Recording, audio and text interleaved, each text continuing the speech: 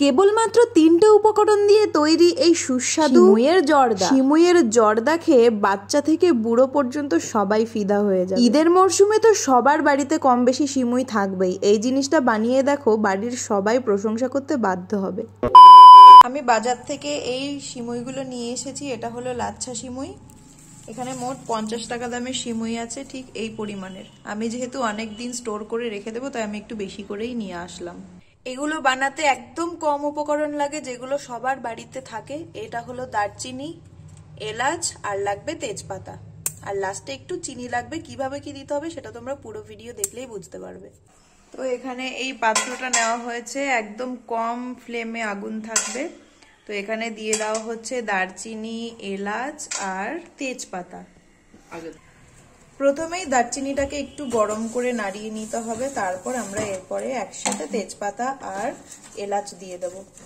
তো এখানে মা তেজপাতা নিয়ে ছিঁড়ে নিচ্ছে। তোমরাও তেজপাতা টুকরো টুকরো করে ছিঁড়ে নিতে পারো, আস্তে আস্তে দেওয়ার কোনো দরকার নেই। এবার দারচিনিটাকে একটু নাড়তে হবে, আর আগুন থাকবে একদম হাইয়ে থাকবে না, একদম মিডিয়াম ফ্লেমে থাকবে। আস্তে আস্তে এটা তৈরি করবো।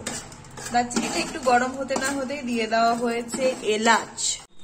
এবার আমি দিয়ে দেব এটাতে সিমুই।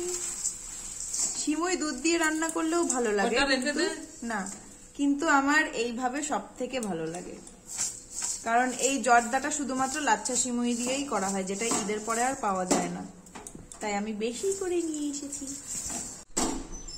তোমরা এটাকে খুন্তি দিয়েও নাড়তে পারো, এভাবে মাঝে ভাবে উল্টে উল্টে দিচ্ছ ওই রকমও করতে পারো। আর আমার ফোনে স্পেস নেই, বারবার ভিডিও অফ হয়ে যাচ্ছে, জানি না পুরো ভিডিও করতে পারবো কিনা।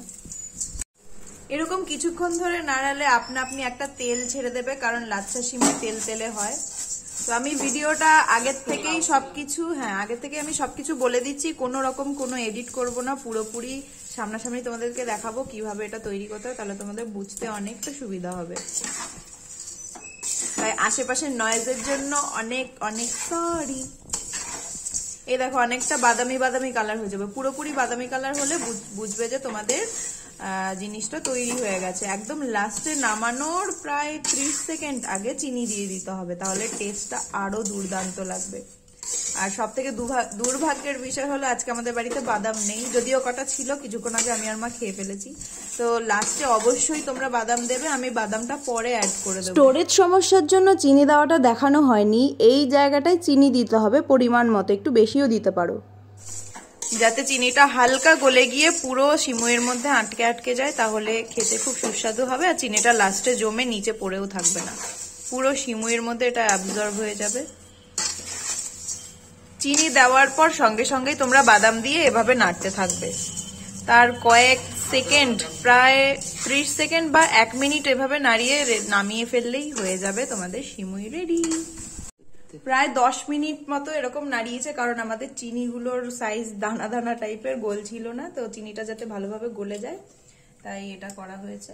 তো এখন চিনিটা মোটামুটি মিলে গেছে, তো এখন তোমাদেরকে কাছ থেকে দেখাচ্ছি।